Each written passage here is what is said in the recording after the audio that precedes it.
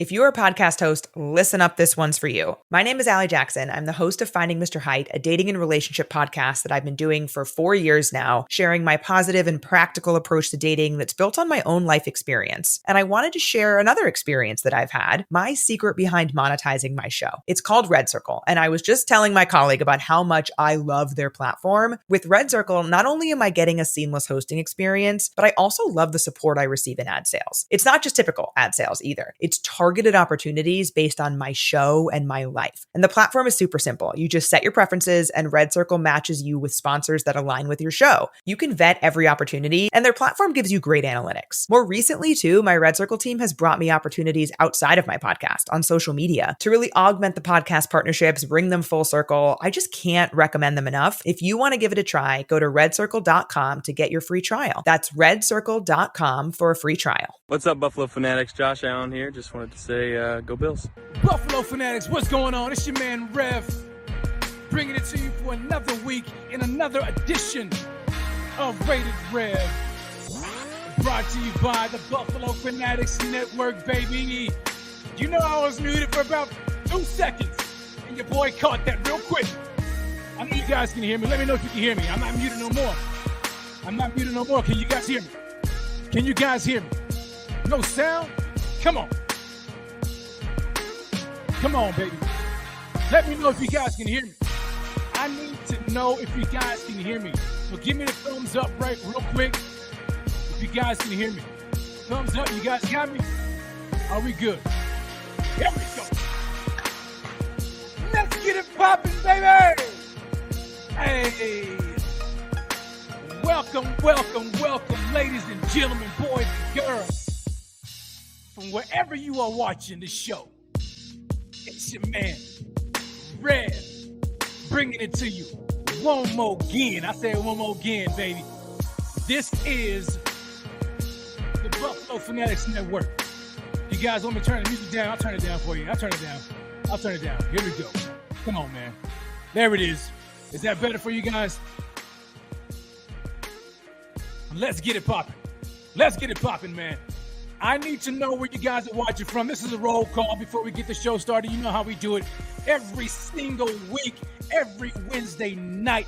I need to know where y'all are watching from. Put it in the chat, baby. Put it in the chat. The week is flying by. The Bills got a short week. We about to squish the fish.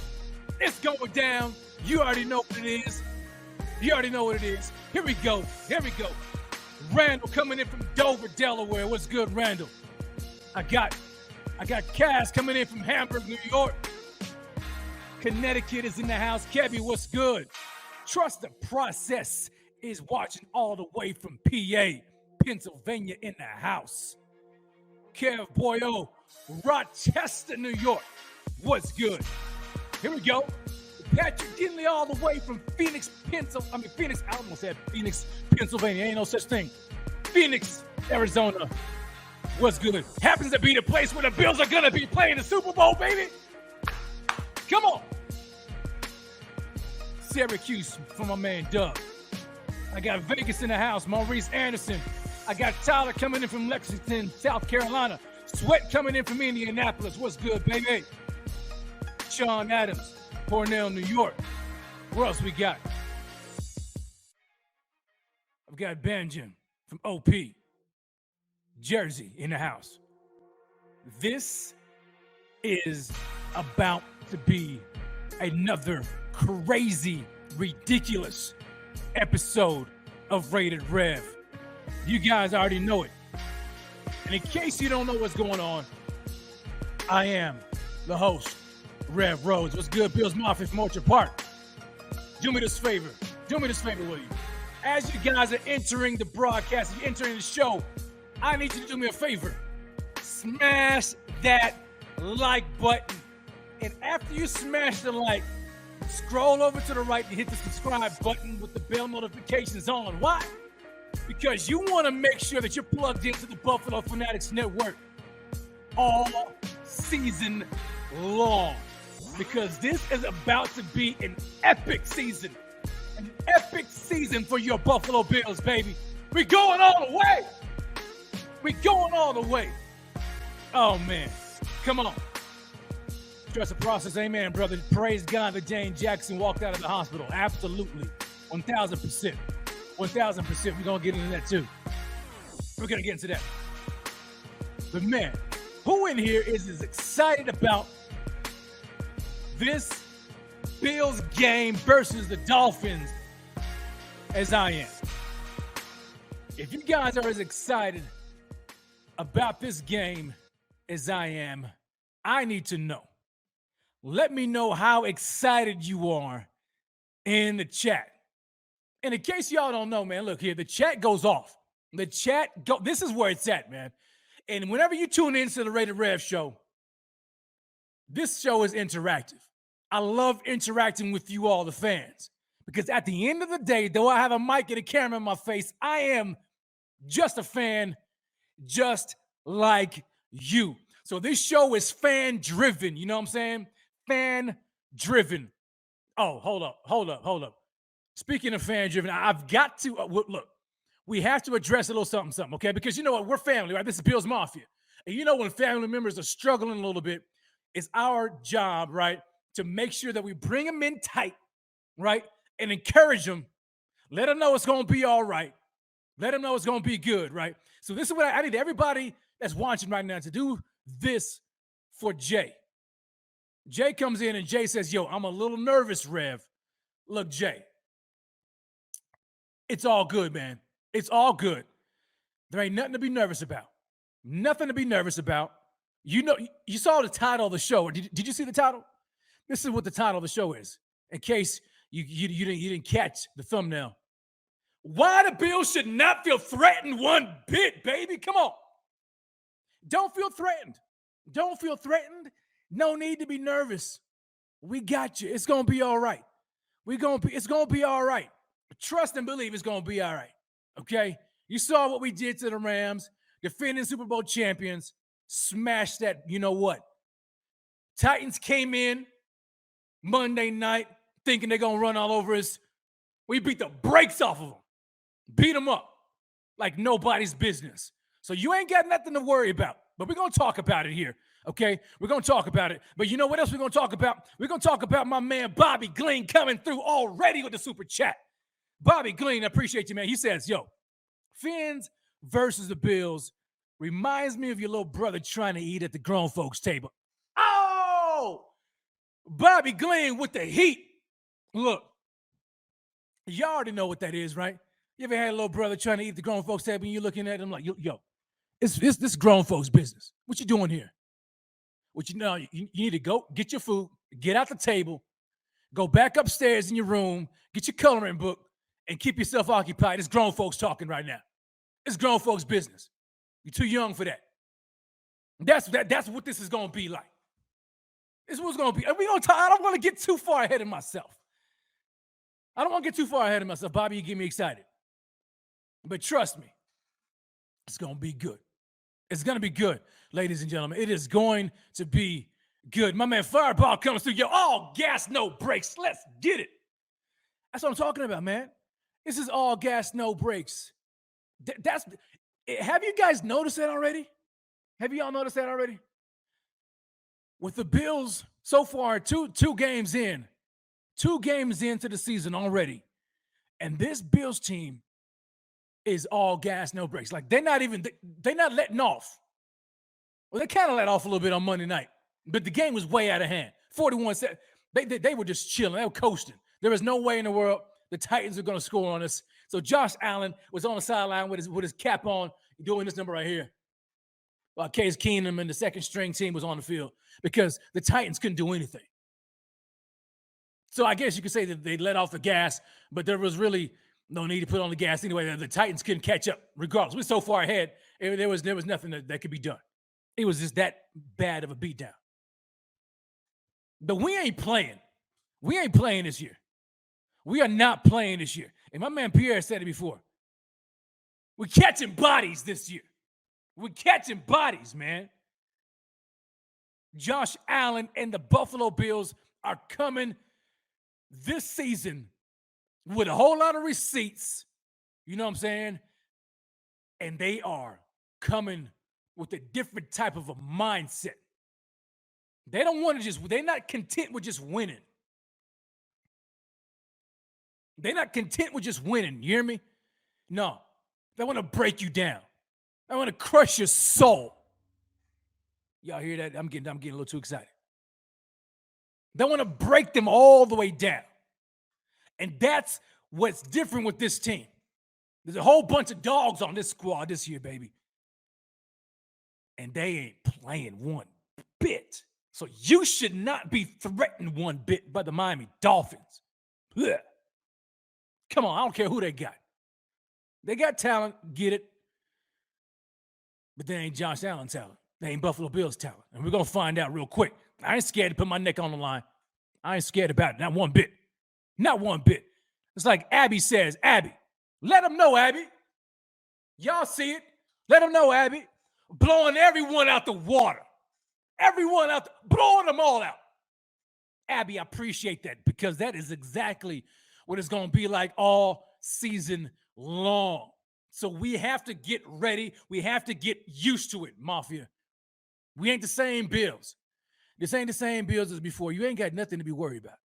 Nothing to be worried about. We are, there we go, Bills Mafia. We are the grave digger of the NFL. Catching bodies, digging graves.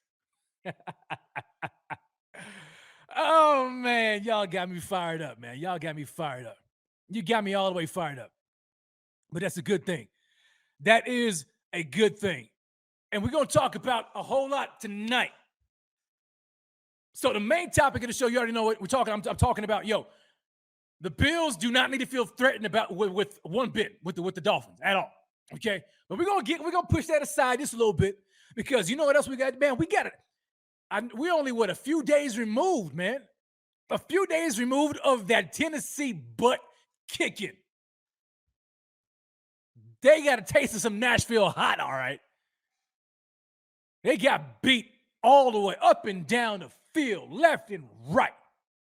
From one end of the end zone to the other end, they got smacked. They got humiliated. They got embarrassed. They got cooked. They got destroyed. Didn't I tell you? Man, y'all, you got me fired up, Mafia. Didn't I tell you? Rev told you.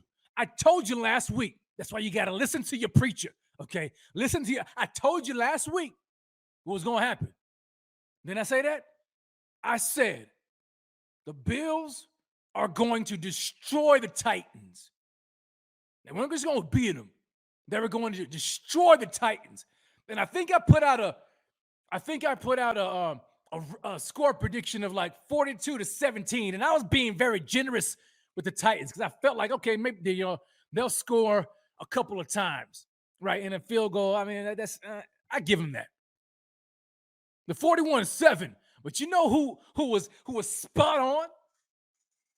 My man, the kingpin, Pierre. And Pierre, if you in here, man, if you watching, talk your talk, baby. Pierre is like, 41-7. 41-7. And that was like being conservative because, he didn't see any way they was going to be able to score on us. Outside of that first drive, it was a wrap. Done. Bill, like Sean McDermott said, and I like what he said, man. Sean McDermott came through. He's like, and he said this, I think, like going into the second half.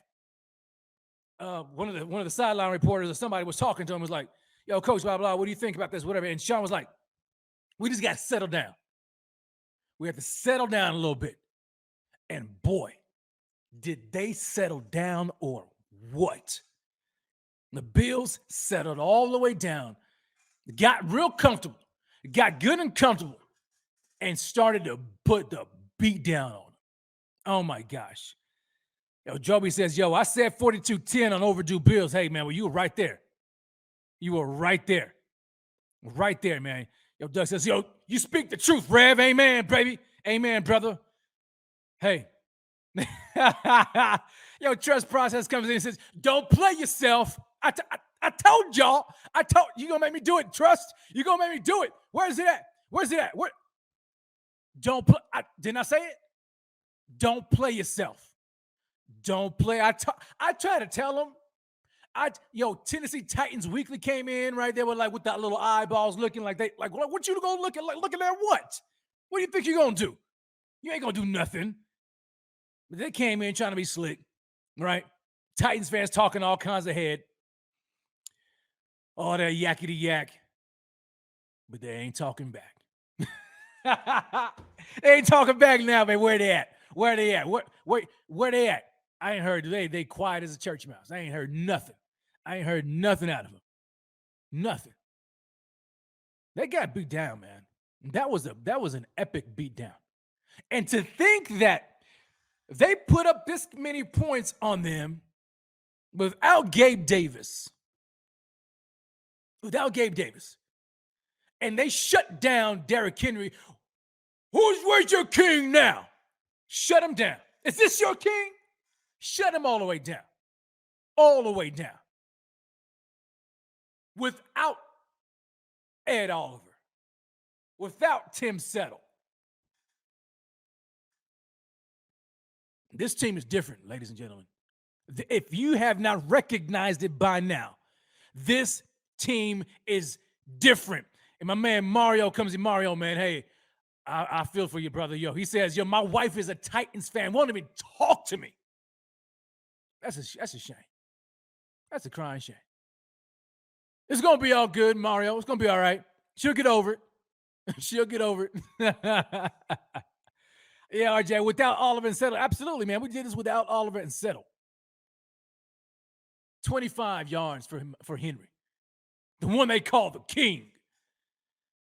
He ain't the king in Buffalo. I know that much. He ain't no king over here, baby.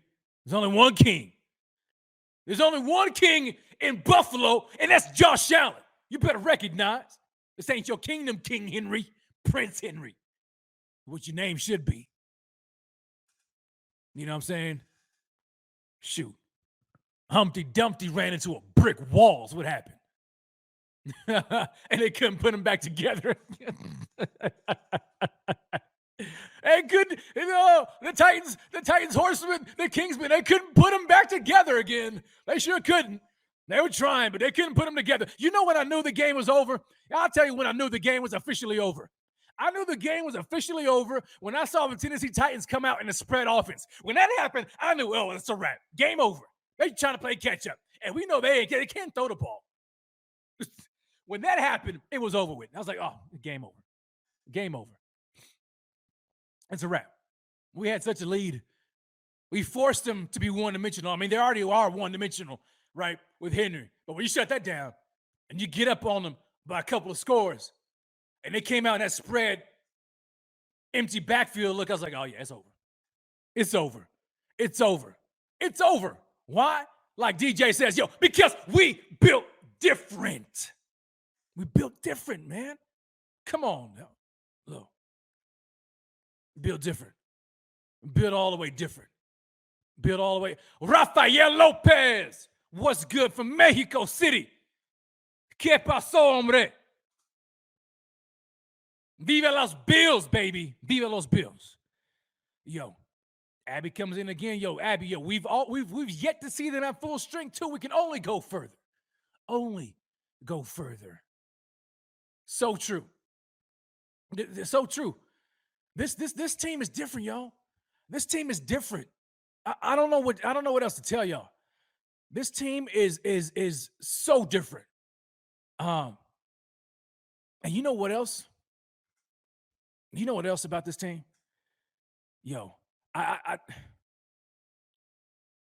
I was trying to tell people like last week, man. I was like, look, the Buffalo Bills are not the same team. They're not. They're not the same team as before. The past 2 years, they've been incredible.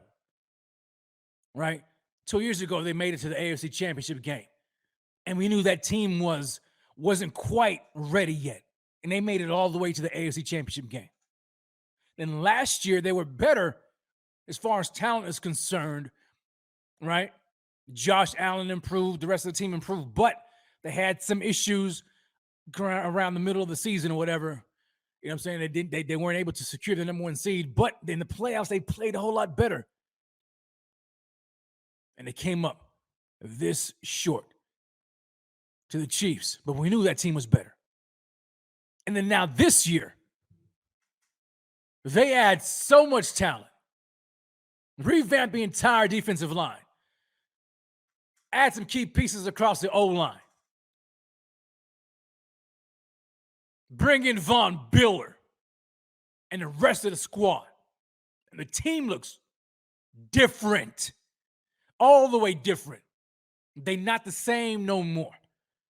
And if you thought we were dominant last year or the year before, you ain't seen nothing yet. Nothing. In 2 weeks against the defending Super Bowl champion LA Rams in their home stadium while they're ringing the bell and lowering the Super Bowl banner with future Hall of Famer Aaron Donald, right? Super Bowl MVP winner Cooper Kupp going against Dane Jackson and rookie cornerbacks. We beat the tails off. Beat them like it was nothing. 31-10. Cakewalk. Easy. Then for our home opener, Monday Night Football, lights bright in Buffalo, New York, baby. Thousands upon thousands of Bills Mafia fuming out the mouths, packed house at Highmark Stadium, going nuts, jumping off tables against the defending number 1 AFC seed, Tennessee Titans, who's had our number for the past couple of years. Beat them like they did not belong on the same field. Like this was a varsity team versus a peewee league. I ain't even gonna give him JV. There was no competition. It was nothing. Game was over early. And correct me if I'm wrong, but I felt like I said that this game is likely going to be over by halftime. I felt like this game, like second half, is going to be over. Well, it's daggum near close. Because when the Bills came out second half, they poured it on, and it was a wrap. An absolute wrap. This Bills team, y'all, ain't the same. And I try to tell people, this is what I try to tell. This is what I said last week. I said, yo, this ain't that. Y'all remember? You remember? I said, this ain't that. This ain't the same team no more. This ain't that. Titans fans want to talk about, yo, we're going to run. There was some dude. They came in, I'm trying to remember where it was. I don't know if it was in my mentions on Twitter or if it was here on the show. Yeah, I was on the show live last week. Some Titans fan talk about, yo, we're going to run all over you, run all over you, or run you out of Orchard Park like we did last year in Tennessee. I was like, you out your mind. You know what I told him? This is what I told him. I didn't tell him. DJ Khaled told him, don't play yourself. But they didn't want to listen to Rev. They didn't want to listen to the preacher. And I told them, don't play yourself. And what happened? They got played. Where they at now? So quiet. Ain't nowhere to be found, man. Nowhere to be found. It's okay. It's all right. They over there in Nashville licking their wounds. They ain't there licking their wounds, man. They licking their wounds. And matter of fact, let me go ahead and show you just a little bit of what's going on. Let me show you just a little bit of what's going on in from Nashville, Tennessee, from some of the Titans fans. Check this out. Look at this. Look at this. This was I was being petty. I'm not even gonna lie. So I went on and I was looking on YouTube at some of the Titans, like the Titans page. And they had a press conference, right? There was a press conference with Mike Vrabel. And so I was like, yo, I hear him, but I wanted to look in the comments because the comments is where it's at. So I scrolled through the comment section and I knew I was gonna find some gold. And this is what I found. It's so funny. Check this out. Look. One fan says, yo, he said, yo, this was embarrassing. Sure am glad we traded away all our best receivers to save a few bucks. McLeod 559. Here's another one. Halo Media Records says, yo, this is what happens when you have a one-dimensional offense. You got rid of your best receiver and replaced AJ with inexperienced wide receivers. Oh, my God, I love it. Here's some more. Check this out. Another one says, yo, as a Titans fan, and he was saying this one, Dr. Function was trying to show some love. Dr. Function was like this, he said, yo, as a Titans fan, I knew we were going to lose. When I tuned in and saw how jacked the Bills fans were, I said, this is going to be a bloodbath. Highmark Stadium was downright scary. And if the Bills get the number 1 seed, they will win the whole thing. I would be surprised if they aren't Super Bowl champs at the end of the season. Yo, I'm telling you, man, Titans fans, oh, man, they over there like, they crying. I've got more for you. I'm going to show it to you a little bit later on in the show. They were crying. They're over there trying to lick their wounds. It was hilarious. I loved it, and I was being petty. And I was commenting on some of the stuff I'm going to show you. It was so funny. Oh, man, yo. Okay, yeah. See, I knew it. Season Beast comes in and he says, yo, I live in Tennessee. Most of my Facebook friends are Titans fans. They've been silent this week. They've been silent. Where are they at, man? Where are they? Season Beast, you need to call them out. Call them out. Richard Forbes said, yo, I bet they've got nothing to say. They don't have anything to say. They've got nothing to say. Nothing. What can they say? They got their tails beat. Man. Like it wasn't even like, come on. Wasn't even competitive. Wasn't even close. And so I'm fired up about it. I'm fired up about the Bills, about what they've been showing us. I know you guys are fired up about it. There's 180 plus in this show right now. Do me this favor. If you're fired up about what the Bills have been showing the past 2 weeks, give me a thumbs up. Smash that like. Hit the subscribe button if you haven't already subscribed. Yo, you know who else is fired up about the Bills? Y'all know who else? Oh, man. My man, Kyle Brandt. Kyle Brandt on the Good Morning Football. He was fired up. And listen to what Kyle Brandt had to say, because he went crazy. Check this out. Cannot imagine being a defensive coordinator in the league right now in their schedule. I cannot. 72-17. 72-17. I think Ken Dorsey looks down on the field and he recognizes his college team. Like this Buffalo Bills team feels like a college team. Like this is the number 1 team in the nation right now. And they pull up in the bus and they get off in their sport jackets and they go and they sing the fight song. Paul Feinbaum has all the takes today on the Buffalo Bills. They feel like Georgia. Like this is the number 1 team in the land. And maybe they'll get knocked off by Alabama or something. But right now they just show up and they just wreck people. And these feel like conference opponents. These aren't like the pay-for-play teams. Like these are legitimate programs, and the Rams and the Titans, and they had nothing. Like they're not even close. They had nothing. Not even close. This was no scrub team. They came into Buffalo, right? Number 1 seed in the AFC last year. Now, they didn't have A.J. Brown. They didn't have Julio Jones, right? But they had King Henry. That's their man, King Henry, right? Supposedly have gotten bigger and stronger this offseason. Ready to have another fantastic year. Thought they were going to come to Buffalo and just have a stampede, just run all over the Bills. Especially with Ed Oliver and Tim Settle out. Didn't happen. And I ain't going to lie. There was a moment when I got a little concerned. Okay, a little concerned. My concern was not so much the D-line. I felt like the interior of our D-line was going to get tested, right? Because it's hard to replace a guy like Ed Oliver and Tim Settle and inside. But we had Daquan Jones, Jordan Phillips, all right? But my slight level of concern was when I found out that Gabe Davis was going to be out. That's what kind of got me like, oh, okay. I felt like we were going to put up points, but I was like, dang. All right, because I felt like this is my thinking. The Titans are going to try their best, even though they don't have Christian Fulton. They're going to try their best to try to to game plan Diggs out of the game. Get him out of the game. That's what they're going to try to do. Focus attention on Diggs. But a corner on him and Kevin Byard over there over the top. They're going to try to, right? Because, I mean, if you want to stop somebody, you can do it for the most part. And so my thing was, all right, who is going to be that number 2 wide receiver that's going to show up without Gabe Davis? Outside, you know what I'm saying? We have a little dirty Isaiah McKenzie. We have Jamison Crowder, but those guys are slot-only receivers on this squad. So I'm thinking they have to activate Khalil Shakir.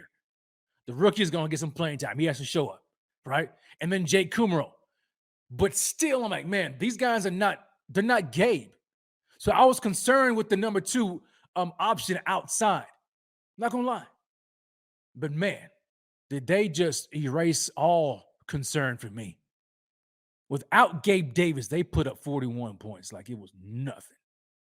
Jake Kumaro looked like Gabe Davis 2.0, man. I was like, yo, that long bomb he caught on the left sideline looked like classic Gabe Davis. Classic. Khalil Shakir, he need a little work, right? He showed up and showed out in preseason, but this is the regular season. He had a little work to do, right? But I believe he's going to improve. But nevertheless, yeah, Jeff comes in, yo, exactly. Kumaro was a dog for a surprise. And this shows how much depth we have. Absolutely, man, it does. It really does. Like, there's a reason why they trust Kumaro, right? There's a reason why they trust him. There's a reason why he landed on the final 53-man roster over Isaiah Hodgins, who performed better, in my opinion, throughout the camp and even preseason. But Kumaro is proven. Kumaro was proven. So, and he proved it. He proved it right there. I'm like, yo, was this Gabe Davis 2.0? Touchdown Jesus right there, you know what I'm saying? Coming through, looking like Gabe on the sideline. Excellent. Excellent. This is what you want. You want to see this from your depth. Whenever your main men go out, it's next man up. I know that's cliche, but it's the truth. Next man has to show up. And they did. They showed up. They showed up, man. And it was great. It was great to watch. Yeah, I know Joshua Taylor says, yo, dude missed a big block. I think you're talking about Khalil Shakir. Yeah, he missed a big block. He did. But it's all right, man. He's young. He's a rookie. He's going to learn. He'll learn. The more and more he gets on the field, the more he'll learn. Okay? But this is going to be all right. Jeff King comes in. Yo, what's up, Jeff? He says, yo, been with this since the 70s. Have never seen this combination of the 85 Bears and the greatest show on turf. I'm going to tell you right now, Jeff, I agree with you, man. If this team, I mean, we've seen it so far, right? In 2 games in, we got 15 more to go. But so far, and it's hard not to just get so super excited about what we've seen so far. But if this team can sustain this level of play throughout the rest of the season, like Aaron Donald was doing last year, put that ring on him. Because I don't see anybody else. I don't see anybody else beating these guys. Seriously. I don't see it. I just don't see it, man. But this team is incredible. This team has a different vibe this year. You know what I'm saying? Do y'all feel that? It's a different vibe this year. I think they have a lot of I don't know if animosity is the word I'm looking for, but they have a lot of pinned up aggression coming into this season from what happened last year, with how they ended the year last year. Because they last year, no doubt, they should have went to the Super Bowl. They didn't, but they carried that the entire offseason. And they came in with not a chip on their shoulders. They came in with a boulder on their shoulders, baby. Boulder. And then you add in a guy like Von Miller with his pedigree.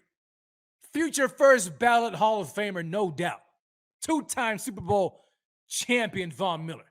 Looking for his 3rd ring, comes in with that type of pedigree and that type of moxie, bringing it to the Bills.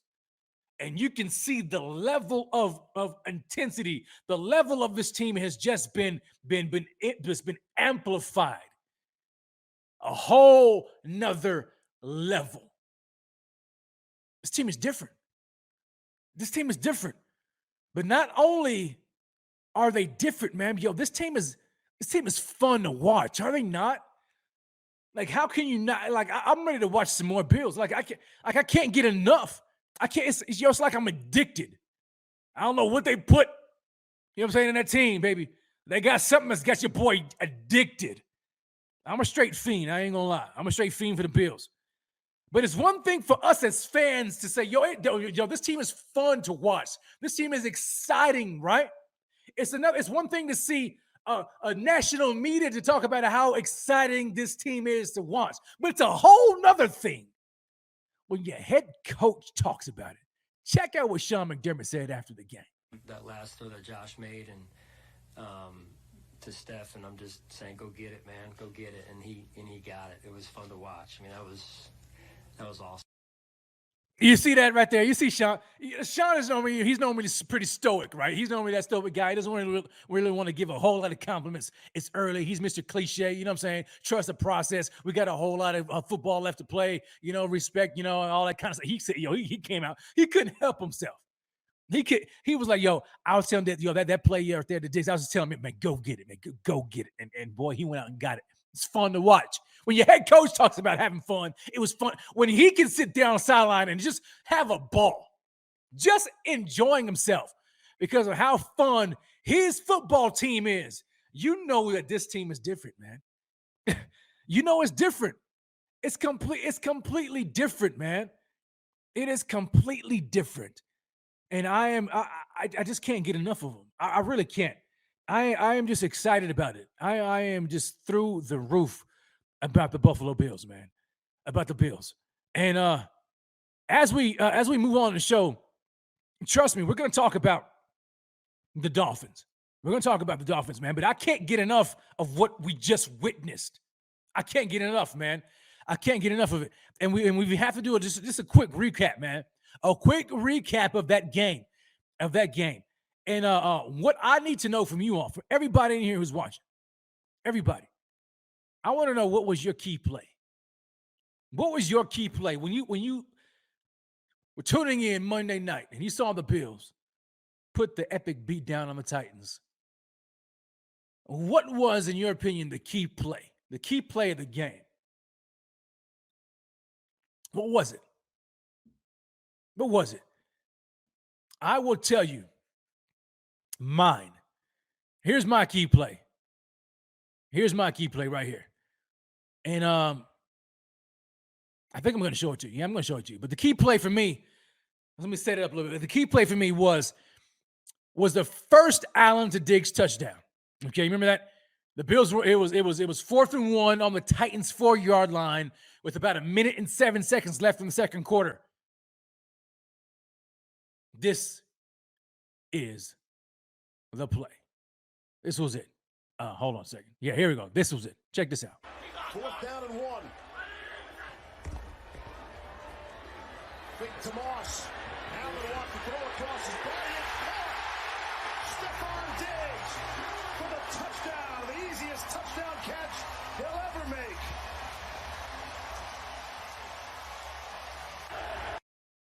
Man, that right there to me was a key play. 4th and 1. The Bills only up 10-7, but they had an opportunity as they get ready to close out the first half. This is why it was so important. Because, and correct me if I'm wrong, the Titans were getting the ball back to start the second half. Right? Is that right? Am I right about that? I think the Titans were getting the ball back. So I felt like this. I felt like if the Bills could capitalize right here as it's 1 minute and some change left before they headed up into the second half and the Titans got the ball back, it was crucial, man, that they scored a touchdown. Up 10-7, you're like, okay, you can't really get too comfortable, right? A field goal, 13-7. Would have been 13-7. Titans would have got the ball back, okay? And they would have had the chance to actually move down the field and take the lead or tie it. Okay, so I felt like if the Bills could capitalize right there on the Titans 4-yard line, 4th and 1 with the touchdown, it would have given them that much more cushion going in to start the second half, and it would have put the Titans that much further behind the 8 ball, because we know they're not a team that can really come from behind. The further and further you separate themselves, right? The further and further you separate yourselves from them on the scoreboard, the less one-dimensional with Derrick Henry they become, and the more one-dimensional they become in the passing game, which we all know how ineffective that's going to be, right? Their whole thing is about play action to King Henry. I ain't gonna call him the King no more, Derrick Henry. But when the running game ain't working, ain't nobody gonna respect the play action. And when you don't have AJ Brown, sayonara, good luck. So that's why I felt like that moment right there, that play was so incredibly important for us, because it gave us the momentum. As I saw somebody said, it was, Chewy Baca comes in, he said that was a momentum killer. It was. And it built momentum for the Bills going into the second half, going into halftime. You know what I'm saying? So that was incredible for me. Jenna comes in. Jenna says, the Edmund sack after his accidental hit on Dane just had to have given him confidence. He was going nuts. That was great, too. That was another great play. There were so many key plays throughout the entire game. But I love that. I love the Edmund sack. I love the Allen to Diggs first touchdown. There were just so many moments. How about this one? What do you guys think about this one? What do you guys think about this play of the game? That Diggs wasn't Gabe Davis. No, then there's this guy. Oh my gosh. All right, so Diggs now in the red zone on a 4th and 1. Josh says we're going. And I do say Josh says we're going. Touchdown, Stephon Diggs. Casual gritty. I think the post Mike Gesicki gritty is not that one. Here it is, right here. Now in a second, it's look at this bleeping laser. Boom. I mean, it was a great catch by Diggs, but Allen just steps up and uncorks one. Jay, what do you think of the secondary here? Not the best. That was incredible. That touchdown pass, man, like Kyle Brandt said, that was a freaking laser of a bomb to Steph Diggs. Caught him in stride, beat the corner by a couple of yards, had Diggs stretch out for the that was, oh man, I loved it. I absolutely loved every bit of it, man. Every single bit of it. Stephon Diggs is Diggs having a phenomenal start to his 2022 NFL campaign or what? That man Diggs is on it seems like he's playing with a different type of attitude also. He's almost like he's playing like he's saying, I know y'all ain't forget about me. I know y'all don't have short-term memory loss, right? I get it. I know Cooper Kupp was the Triple Crown winner last year, but I know y'all didn't forget that the year prior, I led the league in receiving. I know y'all didn't forget that, but in case you did, let me remind you who's one of the best receivers in the game right now. Stephon Diggs is having himself an incredible start to the season. Take a look at this. Stephon Diggs, the 2 weeks already, the 2 weeks, you see his yard, you see his numbers. Week 1, 8 receptions for 122 yards and a touchdown. 8 for 122 and a touchdown. Monday night, which I don't know how you can improve on that, man. He said, hold my beer. Let me show you how. 12 receptions, 148 yards, and 3 touchdowns. This man, Stephon Diggs, is on another level right now. He is playing lights out. Lights out. And I know, guys, I know, I get it. Maybe, am I getting too ahead of myself 2 weeks in? No, I don't care. I just don't care. I don't care. He's having a phenomenal year already. And when I'm looking at it, man, look, this guy is averaging. Oh my gosh, hold on a second. Hold on. Where am I? I want to look at this because I did some crazy numbers and I'm like, this can't be real, right? It's likely never going to happen, right? I mean, there's absolutely no way, right? Like he can keep this up for the whole year. But this guy, so far, he has 20 receptions, 270 yards receiving. Okay.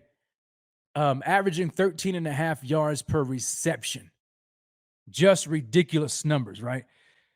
So it's $135 is what he's averaging per game. $135. Multiply that bad boy by 17. I get it. I know it ain't gonna happen.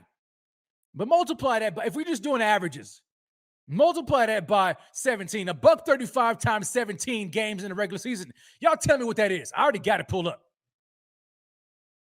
This man Diggs is so far on the way to having a 2,300 yard season. My man is en route to 2,295 receiving yards on the year.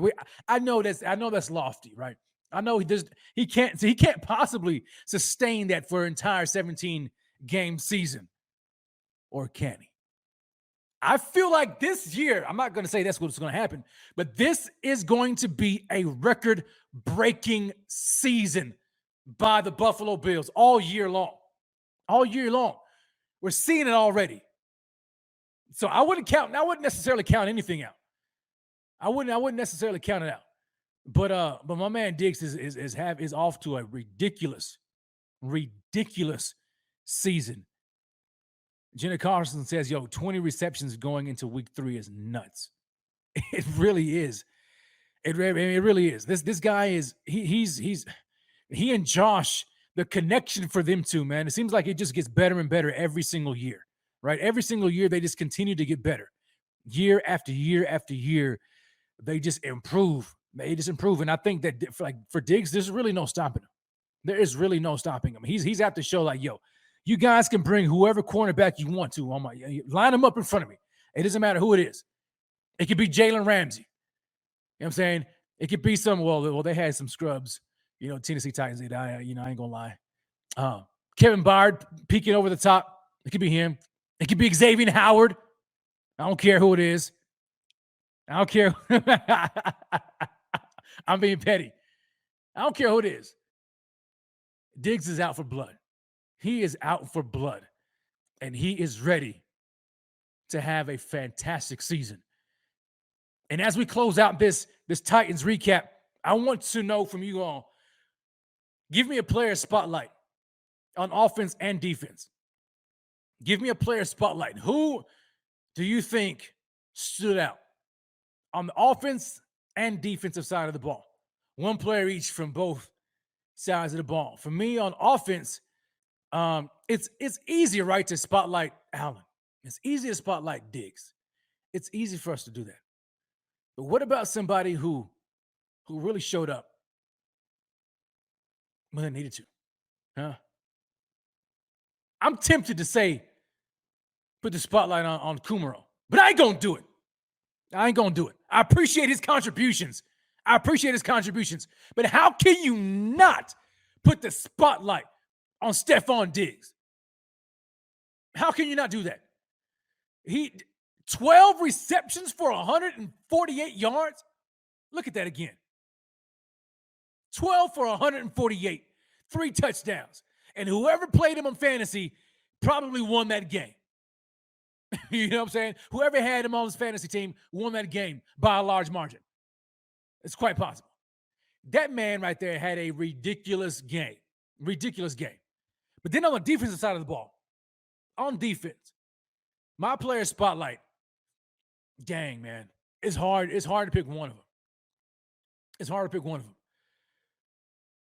But I think I'm going to go with Tremaine Edmonds. I was leaning towards Matt Milano because of that pick six. But Tremaine Edmonds, he played on fire last night. I mean, not last night, Monday night. He had a great game. He was flashing. He was playing downhill, playing physical, something maybe a little too physical on the wrong player. You know what I'm saying? But nevertheless, he was playing physical. And so I loved his edge. I loved what he brought to the table and what he showed us Monday night. So I want to hear from you guys. Let me know who your player spotlights are on offense and on defense. Jonathan comes in, he says, Mitch Morse. I get it. Morse is just he's just Mr. Consistent, man. Mr. Consistent. Who is this? Who else? Let me see. I got Saffold in here. All right, Saffold, big time. Yeah, no doubt.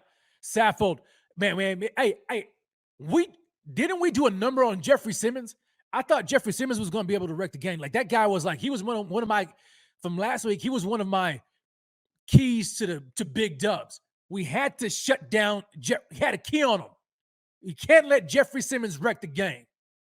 And for 2 straight weeks against Aaron Donald, shut him down. Jeffrey Simmons, shut him down. 2 top-notch, top dog, elite level defensive tackles in the league. Quiet. Did nothing. Absolutely nothing. This offensive line is different, man. Roger Saffold coming in, different. But you know who I think is the offensive line whisperer? That's Aaron Cromer, man. Aaron Cromer just came through with it, man. Aaron Cromer just showed up this year. He put his stamp on this Bills offensive line, and they have been playing lights out. Not just in pass protection, but in the run game as well. Even though we're not just like mowing guys over in the run game, because that's not necessarily our style of play. But when we need to run the ball, we can run it. Unlike last year when there was just no shot of running the ball out. We just forget it, right? Let's forget it. RB1! It may be RB1 time next week, baby. I don't know. What do you guys think? Aaron is a savage. Aaron is a savage. Aaron Cromer is a beast for us. Absolutely, man. Absolutely. So, those are my player spotlights, both on offense and defense. And my final thoughts on the Bills versus Titans, it's simple. It's not even a whole lot. This team is built different. This team is built different, man. This ain't that, right? This ain't the same Bills team. And you know who else is going to find out that this ain't the same Bills team? Oh, baby. Now it's time. Now it's time to get cooking. You know who else is going to find out that this ain't the same team? The Miami Dolphins. They're going to find out. They're going to find out real quick. But I can't talk about the Miami Dolphins by myself. I can't do it. I've got somebody that's waiting. He's waiting to get in, and I want to hear his thoughts. My man, good brother, friend to the show, friend to the Fanatics, our very own resident Dolphins fan, though I think that he's a closet Bills fan, you know what I'm saying? But he ain't quite came out yet. But I don't know why, you know what I'm saying? It's 2022, baby. You can come out. It's all good. My man, the one and only, handsome guy with a little smug smirk on his face, Kevin Gerard. Kevin, what is good, man? How are you doing? No, man. What an intro, man. You know what I mean? The energy level. Like, I just came in and killed it because I was like, pretty good. But yeah, no, man. I'm good. Kev, I'm good. You good, man? It's good to see you, man. It's good to see you again. You too, buddy. Yo, what did you guys, man? First of all, congratulations, man. Congratulations to your Miami Dolphins. They look pretty good, dude. They look pretty good, man. 2 weeks in. I mean, and I guess it's mainly when you look at how they came back against the Ravens last week. Nevertheless, man, I mean, hey, this is the National Football League. You got to get your wins however you get them. 2-0 is 2-0. I'll let you talk to me about whether or not that's a legit team, you know what I'm saying, or whether they faking the funk, you know what I'm saying? Are they capping a little bit about this 2-0, or are they legit? But nevertheless, they are 2-0, Kevin. They've put some things on tape, man. Tua, you guys, is he the future, Kevin? Is Tua the future franchise quarterback of the Miami Dolphins? What say you, baby? Probably not. You know,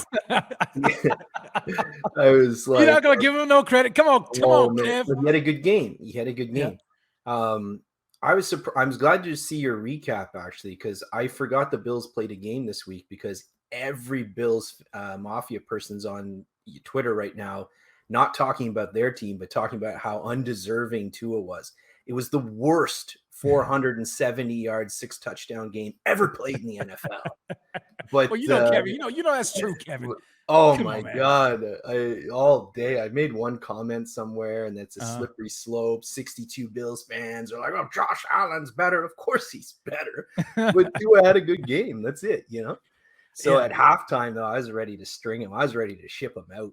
I was like, yeah, that's enough, Yeah. But I'm surprised. I mean, yeah, there it is. Like kudos Richard Forbes, a good quarter, anyways. Yeah. Dude, he was on Yeah. pace for 300 yards at halftime. Like, Yeah. it wasn't like he had the first. That's like saying, oh, well, Josh Allen struggled against the Rams early on. No, Yeah. he just had a couple of picks, and then he kicked some arse. You know what I mean? Yeah. But hello. So they probably shouldn't have won that game, if we're being honest. Last game, you know what I mean? But what I like to see about it is that in the past, they would never have been able to come back, right? Yeah. It was not something they were capable of. Yeah. Again, did they deserve it? Probably not. But it was great to see. It was definitely entertaining. It was my favorite game to watch in I bet it was. probably since the Miami Miracle when we beat the Pats. Actually, no, the Uh-huh. best game was when we swept you guys a few years ago, and Jay Ajayi ran for like 6,000 yards. I don't even know what you're talking about, man. That's Those were, but other than that, that's like my favorite game, right? So it was entertaining to watch. Now, I will say against the Patriots, it didn't look impressive. It was like 20-7. Yeah. But we kneeled. We could have scored at the end, but we just kneeled on it. And I watching that game, not once did I ever think the Patriots had a chance of winning. Which again, Miami's not on the Bills level, right? You guys are right. We know that. Uh-huh. But I feel like Miami's better this year, obviously, than last year. I think that the I give you. Yeah, I can see that. The new coach brought in, Yeah, is paying huge dividends. Like, it's weird. It's almost like if you have an actual offensive system instead of 3 offensive coordinators trying to play RPO every play. It's almost as if that works. It does work, and it worked. Yeah, I mean, it worked. Like you guys, man. Like I'm telling you, I'm not gonna lie, Kev. I was on Twitter, and this is a fault of mine because I get so emotional, right? And Buffalo Fanatics, what's going on? This is Pierre the Kingpin, and I wanted to talk to you today about Cigars International, which is the ultimate destination for premium homemade cigars. Known as the industry leader, Cigars International offers the largest selection, unbeatable prices, and a customer service experience that's second to none. Whether you're new to cigars or a seasoned vet, Cigars International makes enjoying cigars easy, approachable, and fun. Cigars International is the go-to retailer for all things cigars, with the biggest selection of premium homemade cigars available anywhere. Cigars International offers unbeatable deals and discounts, making it easy to stock up on your favorite or try something new without breaking the bank. With fast free shipping and their 100% satisfaction guarantee, you can shop with confidence knowing that Cigars International stands behind every order. They have good relationship with vendors that helps provide great low prices. Whether you're new to cigars or a seasoned pro, Cigars International makes it easy to find the right cigar with helpful guides, staff reviews, and expert advice. It's not just about cigars. Cigars International also offers a wide range of accessories and more to elevate your smoking experience. Check out the great deals every day at cigarsinternational.com. That's cigars, CIGARS, international.com. Use code FANATICS at checkout for 20% off your order of $50 or more, plus free shipping. Or visit www.cigarsinternational.com/fanatics, and the discount will automatically apply. Again, use code FANATICS at checkout for 20% off your order of $50 or more, plus free shipping. Or visit www.cigarsinternational.com/fanatics, and the discount will automatically apply. I'm watching you guys just get, run over. this mode. I mean, Lamar Jackson is just having himself a game. You guys are just getting destroyed. I'm like, I'm loving every bit of it. I'm not even gonna lie, Kev. And I'm on Twitter just talking my talk. That's what y'all get trying to talk about the Bills. And I'm talking a whole lot of trash. Then all of a sudden, Kev, they started to come back. And I'm looking at the score, and it gets closer and closer and closer. And I'm like, you got to be freaking kidding me. Are the Miami Dolphins about to freaking catch up? And not only catch up, but beat the Ravens? Like, what happened in that game, Kev? Like, what was it like? And I had to eat my words. I'm not even gonna lie. And there's no shame in my game. I don't care. But what happened in that game that, as a fan, turned the tide?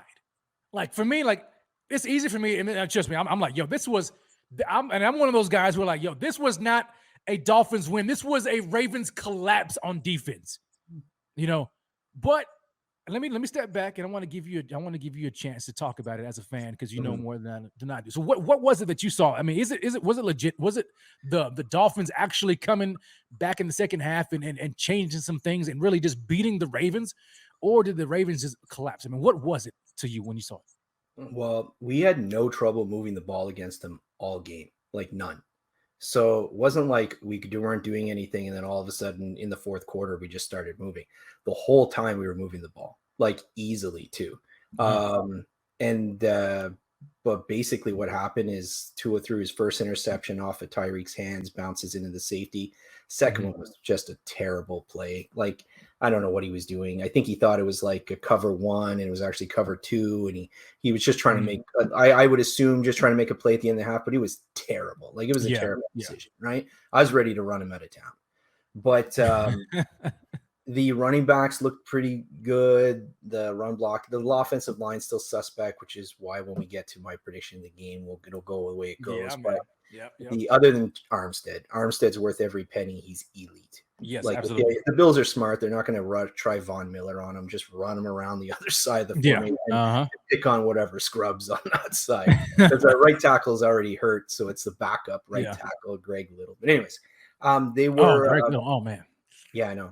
He's not Bobby Hart, but he's in the same league. But it's like you can kind of see at least the plan, right? And the plan, Miami's plan this year, is they have the fastest offense in the NFL. Yeah. And from whether it's, Mostert's the fastest running back, Hill and Waddle are the fastest pair of receivers. Gesicki runs a 4.5, so it's just a lot of speed. And you can see that offenses are giving them more space to operate in. And my biggest thing is, I think Tua just hit a moment where he's just like, I don't know, man, it's not going very well. I'm just actually going to stop playing timid. I'm just going to start letting it rip. Obviously, the one touchdown was a blown coverage. But at least he threw it. Like, earlier in his career, he'd be checking that down, The first one is just, people forget, like, Diggs is having an amazing start to the year. He's number 2 in the NFL, 2 behind Tyreek Hill. So Tyreek Hill he's that good, man. Like, he just burns guys, and he's so open. It's not a busted coverage. Peters just couldn't keep up. Nobody can. Yeah. So, but it'll be interesting because the Bills play, they have that safety tandem, right? So they're just going to keep everything in front of them, and I don't know. But anyways, that's where I think they hit a point where there was no real pressure. It was like, well, we're down by 21. Let's just go for it. And McDaniels is a very aggressive play caller. Yeah, he really is. And Tyreek Hill, man, he's a guy, man. Like, he is no doubt one of, if not the best receiver in the league, man. He's that dynamic. He's that dangerous. He's really is. But I always felt like it was up to Tua. Like, if Tua can figure it out, if he has time and is able to get the ball to Tyreek Hill, whether it be in space, or he can, connect on at least one, deep ball 20 plus yards down the field, what I'm saying? At least one, then they're going to be just incredibly difficult, what I'm saying, with those guys. It's because it's hard to defend that type of speed, because Tyreek Hill, I mean, he can blow through double coverage. He can blow through safety. I mean, you give him a seam, he's gone. He's gone. So it's just a matter of whether or not Tua can get him the ball in those opportunities. But Tua, he shocked me, man. I'm not even. He shocked me in this game. I was not looking forward to. And I'm surprised that Mike McDaniel had the patience to keep him in the game. I was waiting. I was waiting for Bridgewater to come out. I was waiting. Yeah, I know. But at the same time, what's the point? You know what Bridgewater is. At least Tua has a bit of a ceiling because he's a young player. You know what I mean? He could get better. Bridgewater's been in the league for what now? 8-9 years, and he's even more conservative than Tua. Yeah. So there's no real point, right? So I thought it was good to keep it with him. And you know what? If Flores was there, they probably would have benched him. And had they benched him, it probably would have crushed his psyche even more, would have crushed his confidence even more. That's what the Dolphins have done for him for the last 2 years, right? Again, we're not saying I don't think he's great. I don't think he's a superstar, but they've crushed his confidence for 2 years. For everything that the Bills did for Josh Allen, Miami did the opposite. Whether it's trying to trade for a sex offender for a full year, like publicly, like the coach actually came up and told Tua, yes, we're trying to trade you away. Good game. You know, like, what are you supposed to do, right?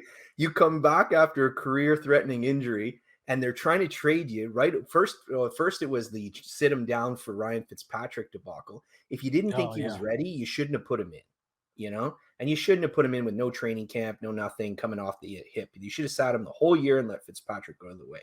But they didn't. Then they pulled him. Now the questions start. Everyone starts laughing. Oh, he's a backup. Then he comes into year 2, and it's just nonstop Watson rumors. They finally, Watson gets traded to the Browns. What is it, a week later? The rumors come out that the Dolphins are tampering for Tom Brady. You know what I mean? Man. Yeah. So had they sat him this game, that was it. So there were, I feel like McDaniel's going to give him the year. He's going to see what he's got for him or got with him. But you can't pull him. You can't do anything. You have to try and build his confidence up. And I think that's when you see all those comments early in the year that Tyreek Hill was making, that McDaniel was making. That's what they're trying to do. They're trying to build this guy back up. Yeah, I mean, they have to at this point, even though they may just build him back up just to draft another cornerback in round 1 next year. Which they're just going to build him up just enough to, I don't know, I guess maybe get you guys in the playoffs, and then you guys are out of position to even get that franchise quarterback. And then I don't know what's going to happen. But man, I hope, I don't know, man. Tua did. I mean, he got it back. Like Space Oddity said. Yeah, I do feel bad for Tua. They messed with him so much. They did. I mean, they really did. They did him no favors, right? Yeah. Absolutely no favors. And then, granted, I mean, the guy came in. He had a serious injury that he was coming back from, so that hampered him quite a bit. But we saw what he did, and he has talent, though, right, Kev? I mean, we saw what he did in Alabama with weapons. You know what I'm saying? And didn't you tell me beforehand that at one point that while he was in Alabama, didn't he have I don't know about something about the deep ball. Like he led the nation and he was the most prolific deep ball passer in the country. Yeah. Not the last year, he came out the year before. He's one of the best deep ball passers ever. The thing is he doesn't. Yeah, I think the hip injury took some of his zip off the ball. Yeah, he never had a cannon to begin with, but I don't think he ever got back all of the arm strength from the hip. Yeah, and I think that's the big difference. It's just that little bit of much, because coming out of college, his arm was I would say, I always argued it was stronger than Joe Burrow's, and no one talks about Joe Burrow not having the arm strength. Right. But since the hip, it's not the same. Yeah. Do you think he can come back from it? Do you think it's just a matter of just strengthening it, or is it just he's done for? Yeah, I think we're in year 3 now. If it's not going to get better now, I can't see it. I just can't see it. I'm not a doctor. We'd have to talk to a thigh doc, but I don't know, man. So when you as we are gearing up for this game, man, what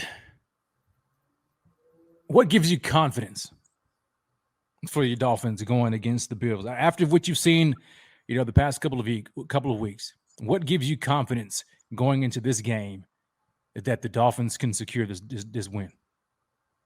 Or are you confident or not? I am not confident. Yeah. I am not confident. Come on, Kevin. Yeah, I'm not crazy. So I've been telling all the Dolphins fans, in private, of just quiet. Just calm down. Let's see if you win the game, then we can talk sweet. If we win the game, I'm going to be calling up fucking Pierre. I'm going to be asking him if you're king. You know what I mean? But until then, just don't say anything because we don't have the right. It's been too long since we won beat you guys. So and I'm with you though, Kevin, because like when you look at it, and granted, I mean, this is what the media does, right? I mean, the Dolphins, when you have that type of a win against a team as good as the Ravens are, you're gonna get the hype, right? You're gonna get hyped up. I mean, you're 2-0, you beat the Patriots, which you guys have been beaten the last couple of years anyway. So that's not really a surprise. But then you come in and then you just come back with an epic comeback victory against the Ravens when Lamar Jackson was on fire. And then now you face the Buffalo Bills coming into town, and so there's reason for I guess a lot of hype. This is what I think the game of the week. But what I'm talking about is this. I'm like, this has only been 2 games for the Dolphins, but we've seen the Bills play like this for a while. So like for Fins fans, I mean, I get it. I mean, get excited. I mean, why not? I mean, you know what I'm saying? Why not?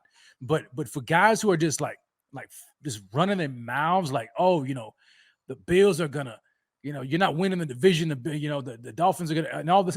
I'm like, pump the brakes, man. Like, what do you think about these guys? Now, this is old, but they were still running their mouths about the Dolphins and how much they're gonna just beat the brakes off the Bills. What do you think about these guys? Maybe you've seen them or not. I don't know.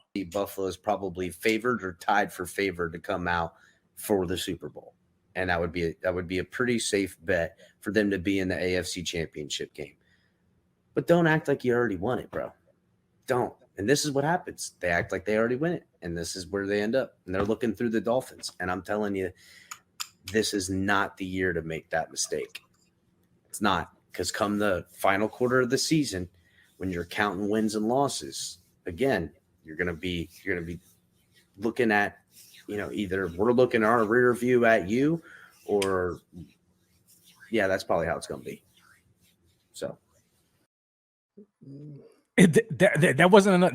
Look, that's not all. Here's another one. Check this out. Hold on. Started okay. hold on. Yeah, he did, right? Yeah, I was like, okay, he's pretty reasonable. Why are you showing it? And then I was like, oh. Yeah, that's it. And then check this out. Again, and I said this earlier, their infamy lies with failure. That's the infamy. It's wide right. It's 13 seconds. You type 13 seconds in a chat in any of these places, everyone already knows what you're talking about. Yeah. Now, I'm not saying that it's like something the idle fan would know, but if you're on these fanatics, as everyone is all throughout Twitter and everything, I mean, it just strolls in. When a Dolphins fan, or if any divisional fan is arguing, when a Jets fan argues with the Bills, they say 13 seconds to your face. And now you can give them all the reasons to put the Jets in the dirt, but they've got a weapon that we know hurts you. It bothers you. That's the thing. We know it works.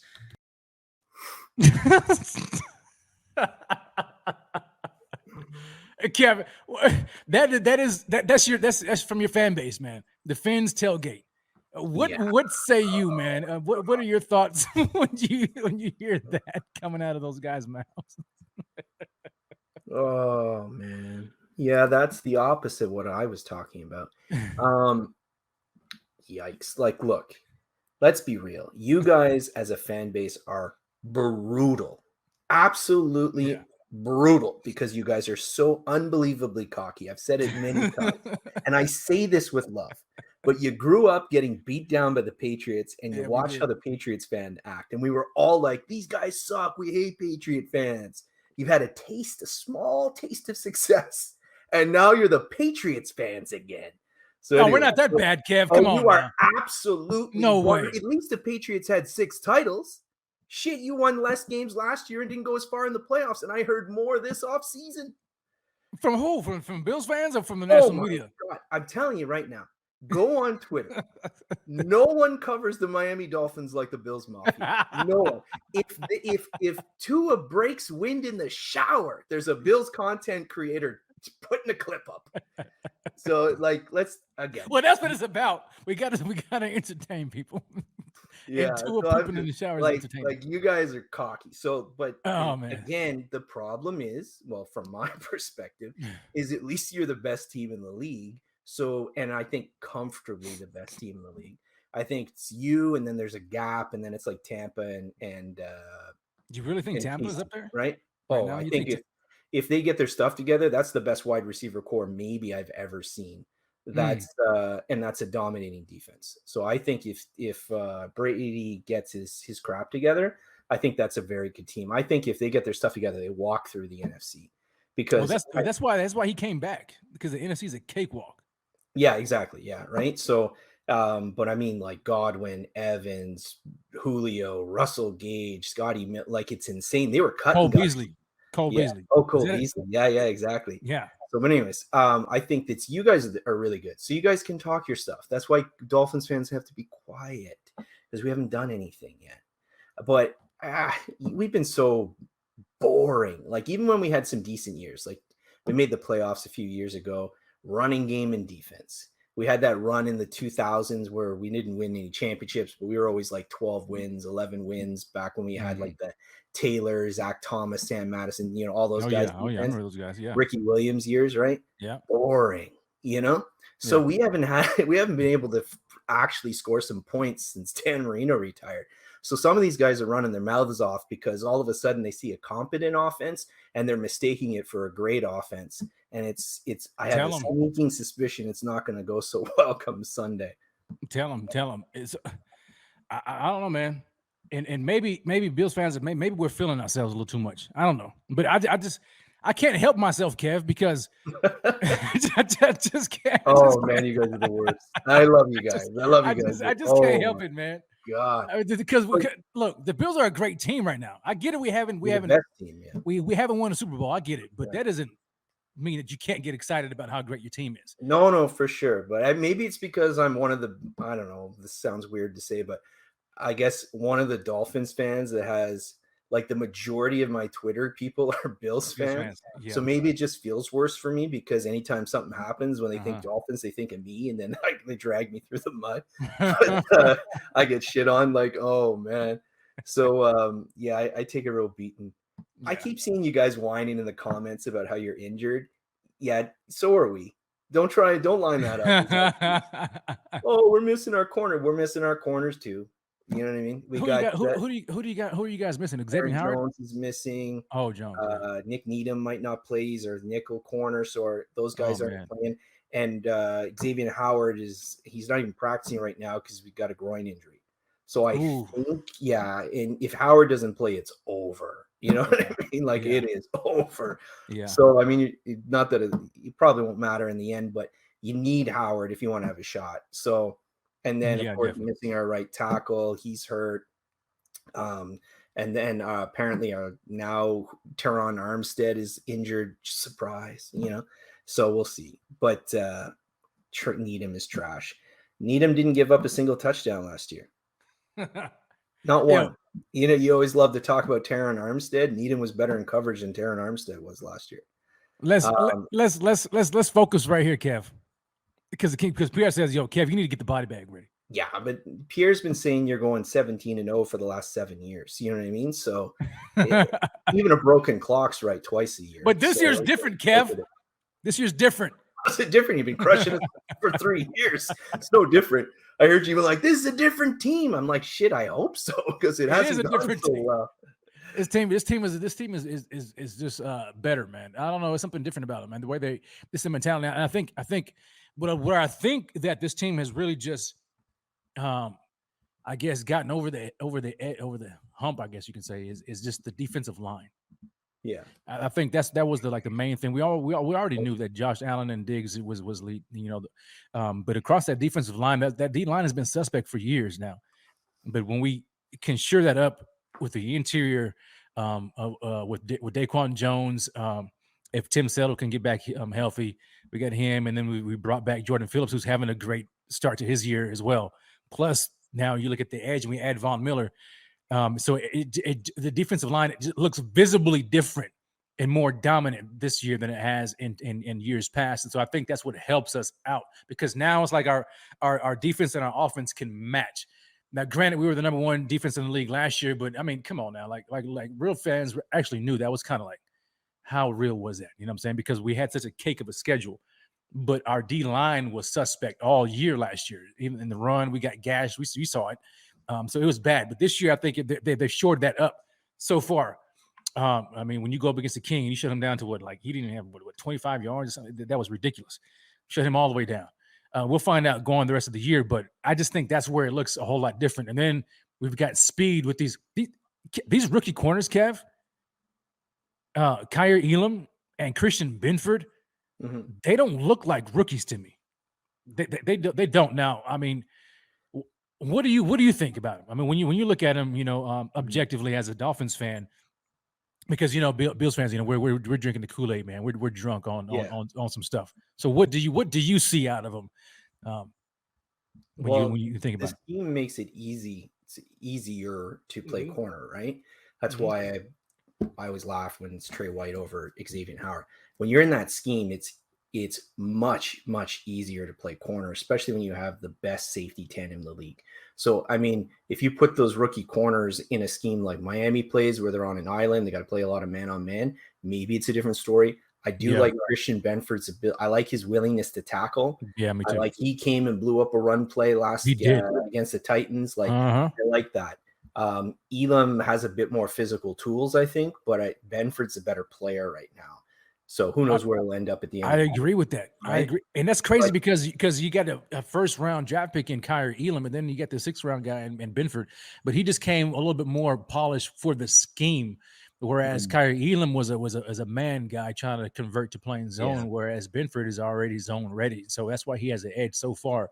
But the fact that we have both of those guys who are interchangeable, who look good, but Benford is really just showing me something, man. I mean, the way, and I remember that play because it was Derrick Henry had gotten strung out to the sideline, and he just came and blew him up. I mean, it was a great, and he's always been physical. He's a physical corner, and I love that about him.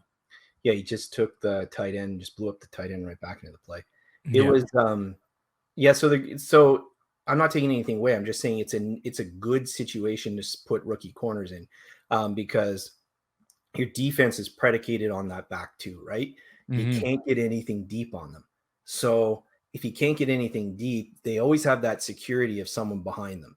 So they can gamble, they can be aggressive, they can come up because they don't have to worry that they're going to do a false step and get beat. And of course, the other part of your defense is going to be it's the Milano and Edmonds, right? I know for some reason your fan base isn't always high on Edmonds. I don't get it because he has. If you look at his responsibility and role, it's one of the hardest I've seen in the league. They ask him to do so much, and his length and size disrupts so many passing lanes. And then Milano's just an unbelievable all-around linebacker, but especially in coverage. So you basically have the whole middle of the field locked up, deep middle and middle, right? So these corners, they're playing in a little circle. They're playing a tiny little cloud zone where they can come up as long as they tackle well, then they're going to be good. So against Miami, like that's going to be their big thing is can they tackle? Because Miami's going to hit Hill and Waddle on some short ones. And then it's that, that's the only way Miami wins is if they break a couple tackles and then they're gone because your secondary is not fast. So it's not going to catch those guys. So, but they're excellent. Like they're so smart. I shouldn't I'm not shitting on them by saying they're not fast. That's just facts. But they're just sound. Like your Leslie Frazier just whatever you think of him as a head coach, as a defensive coordinator, everyone knows their schemes, everyone knows their assignments, and they're always in position. So there's no blown coverages. So that's what's impressive. So I feel like with those rookie corners, it's going to come down to their tackling. Can they stop Tyreek and Waddle from making big plays out of small catches? Yeah, I agree 100% because, I mean, they're going to have to show up because Dane Jackson, I mean, first of all, man, God bless that man, because that was a scary moment right there when we saw Dane Jackson take that friendly fire hit from Tremaine Edmonds. Yeah. So glad to hear the news that he walked out of the hospital, man. I thank God for that because that could have gone a whole different way. The way his head snapped back, I thought, I saw him moving right away, so I didn't realize how severe it was until I saw the replay, and then I was like, oh my god. But you know what pissed me off? And I'm gonna say, don't bring that up. The guy that moves him. Yeah, come on, Kevin. Why not? Second, because it was completely unintentional. You can watch replay again. Your guy pushes him and says, "Hey, he's hurt." And the Titans player goes, "What?" Looks down. And he goes, "Oh shit!" And immediately is like, "Oh, I'm so sorry. I didn't realize." Like, what do you think? You would just lay on the ground to take a nap? There's a difference between someone being super hurt and someone like lying there after a tackle. You see that 1,000 times in every game. He wasn't moving. Guys, he was moving. He was rolling around. He wasn't stationary. But you know he was hurt. But if he was hurt, why are you gonna move him in the first place? Hurt or not? Here's what I'm saying. It was a stupid play, but I don't think it was super malicious, because the second that guy found it, you could see it in his demeanor. As soon as he realized he was actually hurt, he was like, "Oh no," and he stood there and he was like very contrite. Now, I can't read, you're just reading body language here, but it wasn't like he was just pushing a guy off to pull his guy out of the pile, which you see 42 times a game. Yeah, I don't think it was malicious, but in the moment, and I told you, Kev, man, I get emotional, man. And I didn't realize, because remember, same thing, at full speed, it didn't look that bad. Like, and he rolled over right away. Yeah. And he was moving. Again, I'm not trying to diminish the injury. I'm just saying, in the heat of the moment, it wasn't until we saw the replay and I was like, oh my God. And then you realize how severe it could have been, because you're not supposed to bend that way. Oh man. No, you're not. No, you're not. So I'm glad he's healthy. Like, I'm glad it's okay. I just don't think that guy was like trying I don't think it was malicious either. I don't think so, but I was pissed when I first saw it. I'm like, God, he's hurt. You know what I'm saying? He just moving like he was a sack of potatoes, like, get out the way. Hurt or not, I just felt some type of way about that. So I had to get that off my chest, Kev. I told you I'm an emotional guy. You guys forgive me. Not like when Gronk jumped on Trey. That was malicious, and I was surprised. To this day, that ticks me off, man. Because you know who really pissed me off more than Gronk was Preston Brown. Oh, he's the dirtiest player I'd seen. I can't stand Preston Brown, the king of the assisted tackle. Oh my God, it's my most hated Bill of all time. If Pierre is in this chat, he is laughing right now, because I've been talking about Preston Brown for years.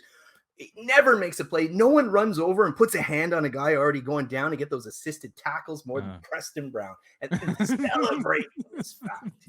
I like the other Brown. What was his name? Oh, I love Zach. Zach Brown? Oh, I love Zach Brown. Good, man. I love Zach Brown. But no, Preston Brown ticked me off because that play, like as soon as Gronk, laid and hit Trey, Preston Brown is right there. He's right there looking at it, and he jumps up and down like some little baby, and is like crying to the rest, like look what he just did. And I'm like, dude, I don't understand why the whole bench didn't clear and go after him. I guess Preston Brown was scared of Gronk. I don't know, but that ticked me off, man, and I felt some type of way about that too. No, I would too. That was filthy. I was just like, what the hell? It was pretty bad. Yeah, it was bad. It was stupid. But anyway, yeah, enough talking about Preston Brown and those old Bills. But nevertheless, Kev, what you said that you're not too confident, man, that you guys are gonna pull out the win, not even a little bit. So what is your key to the game, man? Like, what if the Dolphins are gonna win this game? It comes down to what? The defense has to play like they did against you guys last game. If you recall, last game was very close. You guys had 3 points at halftime, and we were winning in the fourth quarter. And then you had that classless last second touchdown when instead of kneeling, you went for it for some reason and then went for a 2-pointer. Like, I'm still pissed off about that. What a classless move. But anyways, so that was the defense has to play like that, because it sure as hell can't play like when you scored 70 points or whatever in like week 17 2 years ago. If the defense can play like that, get a few lucky bounces, get some turnovers, and then is Gabe Davis playing? I don't know. I don't know yet. It's still early. Because so we'll see. Because Howard did well against Diggs last year, but it's always the secondary. Like, I'm starting McKenzie in my pools this year for this week because I have a bad feeling. But if Miami wins, they're going to need the defense has to play really well. They're going to have to get a couple of lucky bounces, some deflections that turn into interceptions. And then, of course, on offense, your guys are going to have to miss tackles, right? So, and hopefully from Miami's perspective, they can run a bit on you. We've shown this year that you guys are pretty stout up the middle with all those DTs. But I want to see Von Miller have to defend the run, right? So, I mean, we will. He should. I mean, he had an excellent tackle for loss against Derrick Henry. Oh, I'm not saying he's bad, Yeah. but he's your best bet, right? Yeah. His best bet is for him to be so like salivating to kill Tua like Epinesa did, that it's to try and get him out of position and move him. So, and because Groot is excellent against the run, Excellent, so man. that's where I would go, right? I would go at Von Miller and then try and wear him down if you can, based on him having him defend the run. But you need every one of these things. Like every one of these things has to hit for Miami to have a shot. I think they have to get turnovers. The defense has to play well. They have to be able to pressure Josh with just 4. They have to be able to run the ball, and then you guys have to have a sloppy tackling game. Yeah, well, they can't. They're not running the ball against it. That's just not going to happen. I don't see it. So yeah, I mean, my thing is this. I think the Bills, the rookies are going to get tested. Our corners are going to get tested, man. I mean, Tyreek Hill and Jalen Waddle are going to test them tremendously. And so I want to know if they're up for the task. I mean, it's one thing to play against Treylon Burks and aging Robert Woods and whoever else the Titans try to throw out there. It's a whole nother thing when you've got, when you get the best receiver in the game plus an up-and-coming stud who's basically arrived in Jalen Waddle. I'm curious to know, like, if the Dolphins are going to have time to go deep, to throw the ball down the field to Jalen Waddle or to Tyreek Hill, or are they going to be, or is Tua going to be running for his life? You know what I'm saying? Because I think that the Bills are going to bring some pressure. We're just 4, and Tua made mention about how he can't see, and so I think a lot of guys are going to get their arms up in the air. But I think it's going to be a quick passing game for the Dolphins. Getting the ball out. Maybe the screen game is that can you see some screen games going on with the Dolphins to get the ball in Tyreek Hill's hands quick and early to maybe try to break something loose, or maybe some crossers across the middle, because he's been known for that, for killing the Bills with some crossers, because all it takes is a crease and he's gone. What do you think about that, man? Yeah, that's what they're going to have to do. So I think they're going to have to move the pocket. So keep in mind, this is your Shanahan offense, right? So there's a lot of rollouts, a lot of bootlegs, a lot of play action. They're going to have to keep moving. They're going to have to help on Greg Little's side. I don't care who's on the other team. I doubt you're going to beat Armstead, but they got to keep protection on Greg Little's side, or they're just going to be eaten alive. Oh, come on. I said it, man. I said it.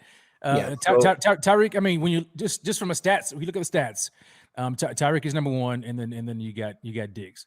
But I love my man Diggs, so it's just no shade. But Tyreek is that dangerous, dude. He's just, we know that. So that's, but you nailed it. You're going to have to, the screen, I don't think that doesn't really work because Poyer blows him up. Johnson blows him up. They're just too good against the screens. But I want to see like the same, like the quick, like the slants and the crossers and stuff like that. Yeah. Because I want to see if your corners can follow him across the field, and then hopefully like the long touchdown he scored against you guys in the playoffs, right? Well, we saw a play like that Monday night. I'm trying to think who it was. I think it went to Treylon Burks. Treylon Burks was it Kyer Elam? I think Burks was in the tight formation, in the slot, and he ran across the middle and beat Elam, I think it was, across the middle, and he had it was a huge play. I mean, I think like 16, 17 yards across the field. Like if that's Tyreek Hill, he's scoring. And unless our safeties come up and somebody can punch him, and keep the yak down. But if that's Tyreek Hill, I think that's one of those classic Tyreek Hill, throw the deuces up, and he's gone. Hyde's status is going to be big for you guys. It's going to be huge, man. Because if Hyde doesn't play, can you play as much cover 2? And then if you do, I'm a Miami U fan, so I love Johnson. But Jaquan Johnson is going to be but he's not fast. So it'll be interesting. But yeah, that's overall, I think I need a miracle. I'm going to need. Now, all right. So let me ask you this question, Kev. Let me ask you this question because, man, I mean, we're feeling ourselves right now. We're feeling ourselves this night. And I came in The title of the show is yo, hey, the Bills, they have no reason to feel threatened at all. None. I know people are talking about, hey, watch out for the dog. I don't think that there's a reason for us to be threatened at all. But could this be, or would you consider this to be a trap game? I mean, could it be a trap game, or is it a legit competitive matchup? I think the Dolphins are improved. I think the Dolphins have a good shot to make the playoffs, or at least a good chance. You know what I mean? Mhm. I think that they can win 10 games, 11 games, maybe if things go right. So I wouldn't call it a trap game. It's not like you're playing like the Commanders or something. You know what I mean? Like, Yeah. But you guys should expect to win every game. Now, will you win every game? Probably not. You might drop one or two here and there, but you should win. But yeah, I wouldn't. I mean, it's a division game.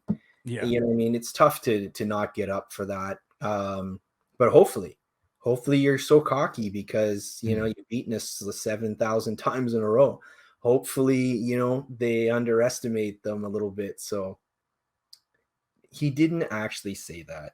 So he's What did talking he say? about. So Rico's talking about. There's a fake quote going around that someone has added. Here you go. It's There it not is. real. He didn't actually say this. Someone in the internet made this. Yeah, I caught that too. Yeah. Yeah. That's Yeah. hey, man, but do what you gotta do, man. I mean, Actually, take it and run with it. Tyreek brought Poyer on his He brought his show, podcast. Yeah, I remember that. and it was an excellent episode. But and he was nothing but complimentary to you guys. Like, yeah, I don't know if I used smack that ass, but yeah. But yeah, I think who knows? Like I said, you guys should win the championship unless Allen gets hurt. Oh But man, don't you say anything about Allen getting? Don't I'm even. just I saying, know it. I don't even want to hear that's the that. only if Allen, The only if reason. you run him too often and he gets hurt or something, then that's your Oh only man. chance of getting derailed, I think. What do you think about this, Kev? What do you think about the spread, man? Not high enough. Fuck. I'm putting the Bills. Again, it's a whole thing. Like, look, if it was another team, I'd be a little cockier. If there's another team, I'd be a little more confident. Yeah. There's another team, like, should we have won against the Ravens? No. But we've never been able to do that before. And to see that explosiveness, and it's not just Hill, it's like Waddle, like it's Waddle going for 170 and 2 scores. It's Hill going for 190 and 2 scores. You know what I mean? Like, against another team, I feel like we can we'd have a good shot. But against you guys, it's gonna be a beatdown. You think so, Kev? All right. So yeah. Let me ask you this question, Kev, because I'm gonna get into this last segment here before we end it with some score predictions. Okay. I need you to tell me, from the news that you've been hearing out of Miami Dolphins fan, whatever y'all call yourselves. Okay. Is anything that's coming out of Miami, is it true, or are they capping? You know what I'm saying? Why you capping? That's cap. Why you capping? Why you capping? That's cap. Is anything coming out of Miami Dolphins true, or is it cap? Is it cap or no cap? Tell me something that's been said in maybe the national media or maybe local media about the Dolphins matchup against the Bills that you think is just straight cap. Oh, specific to what you guys are against you guys? I don't know. I haven't really. There's a lot of Miami fans that are a little delusional, but whatever. Like, you guys were probably the same way when you weren't very good. You always, now we got a chance. This is the year. You know what I mean? So that's what we're doing. I can't hate on them, but yeah, fins up nation. There you go. Oh, is that what y'all call it? Yeah, I had no idea. Fins up nation. Fins up, yeah. Okay. So that's what they always say, fins up. So, but nah, man, like, there's a bit of hype over. So what I think happened is, for whatever reason, the national media loves to dump on Tua, right? They just unrelentingly dump on Tua. He's the worst. He's whatever, but he's not. When you check the stats, when you watch them play, he's no worse than than he's no worse than the bottom half of the guys. You know what I mean? Like he's a mediocre guy right now, and he's had so now he's had this big game. So now some of the media is like, oh, he's got all the tools. What? 2 minutes ago, you told me he was a bum. If Chris Sims is rating him do that with everybody. a 42nd overall quarterback, which is just absurd. You know what I mean? But so we'll see. So some of the narrative, man. So now all of a sudden, because of this game, the national media is a little too showing them a bit of love. I think it's because they feel bad because they shat on us for 10 months. Oh, Kev, come on. I see a comment. Tua is average. I agree. Yeah, that's what I think. He's not trash. He's just not good.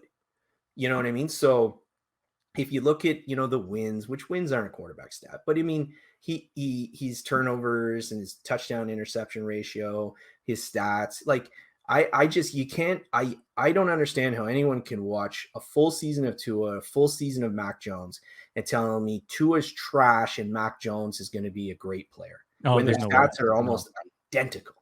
Except Tua is actually a little bit is more mobile. He's not a threat to run, but he's actually kind of elusive in the pocket. I see it. I saw it. Adam's a stupid. Yeah, no, but I mean, like, Tua closes his eyes and prays Jalen Waddle right there. Yeah. I'd rather have that than Mac Jones. You know what I mean? That photo of Mac Jones where he's got like, oh man, that's bad. Oh man. Oh, that was funny. Dude. That almost brought tears. He just chunks it. He just chunks it. I hope he's there.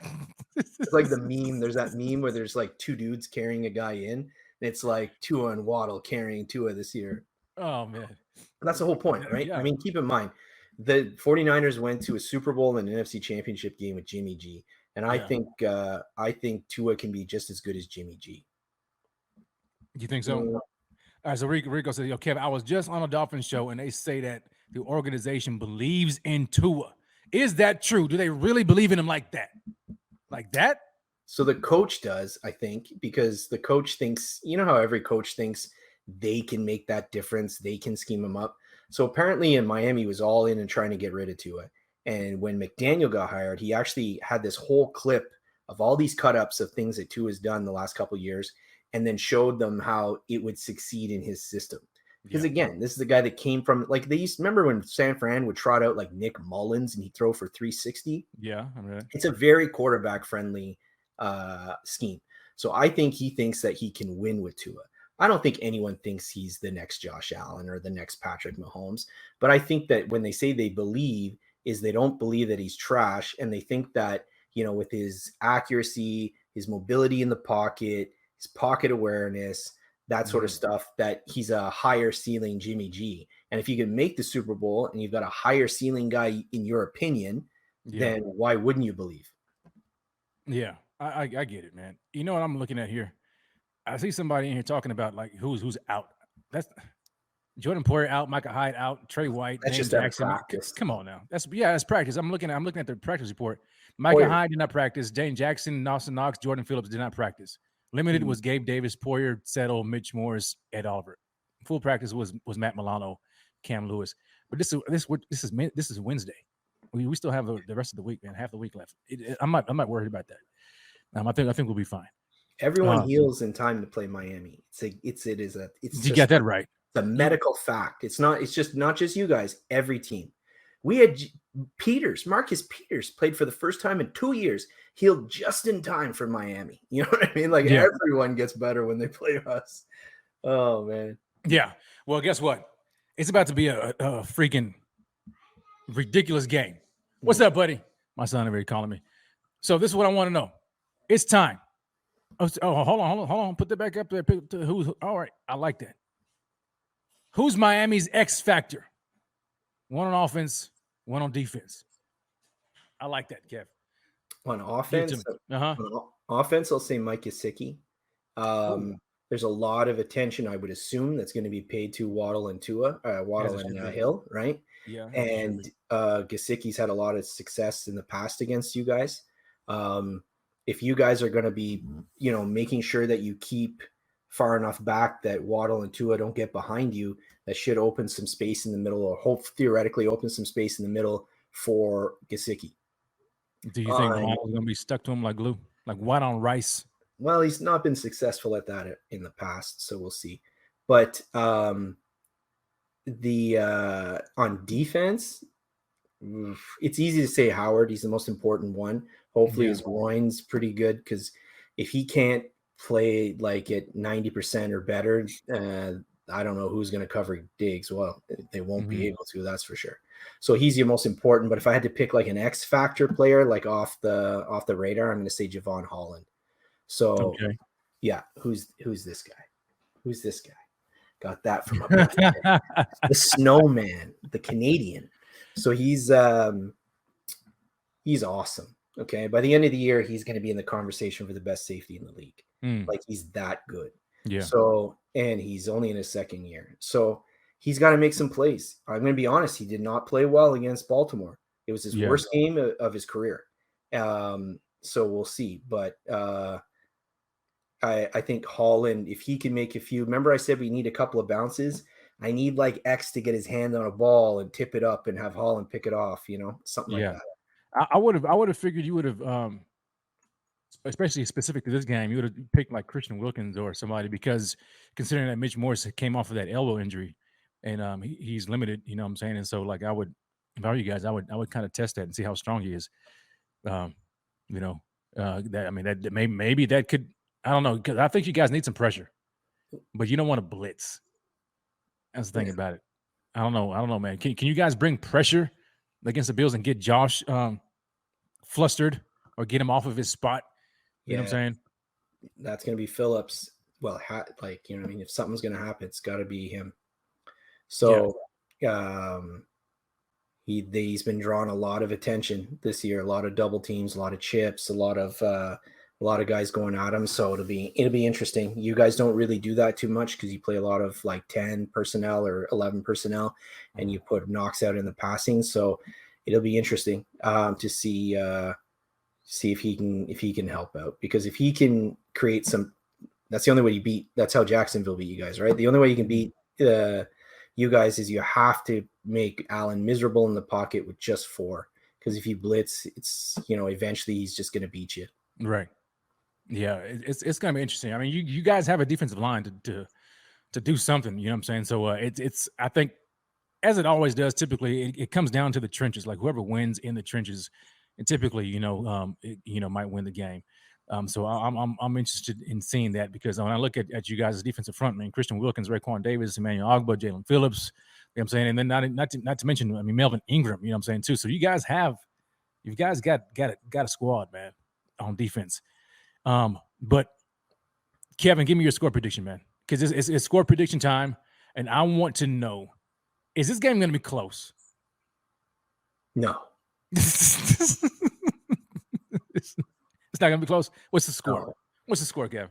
I initially I was pretty confident. I had predicted a 39-10 loss, but I think I'm going to up it to 41. Much like Vegas, the line for me is going to move a bit. So it's funny because I said you guys were going to beat the Titans 41-10, and it was 41-7. But I think that I think it's going to be just a disaster. I think the Miami fans are just going to be crashed down to earth, and we got to remember that you guys are a different animal, and that doesn't end our season. So I said before the season, someone asked me to do like a real weird, like, what's your weird prediction? My weird prediction was that Miami would lose to Buffalo 3 times this year, and I would still consider it a success. Really? Well, it means we made the playoffs. And if we played you guys, we probably won a first-round game. Because I like our chances. I like our chances against a team like Indy or the Titans or Indy looks terrible right now. Man. Yeah, those guys. I think that we can match it. Obviously, we can play against Baltimore, stuff like that. So I could see it. But yeah, I think that this game's not going to be close. I think we're running into a buzzsaw right now. So we're putting a 40 burger on you guys again. Yeah, maybe we can hold it to 38.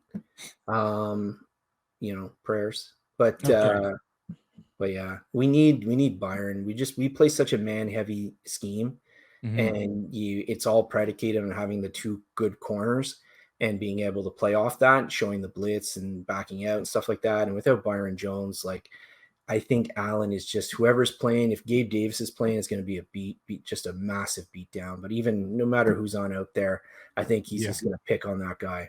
Right. I mean, Rico makes a great point. I mean, if the Bills lose, Dolphins fans and national media will be insufferable. Why the national media though? They hate Miami. Like no one ever said anything good about them. They are propping you guys up. I mean, they are inflating you guys' heads right now. They're talking about it. I mean, like this is a game of the week.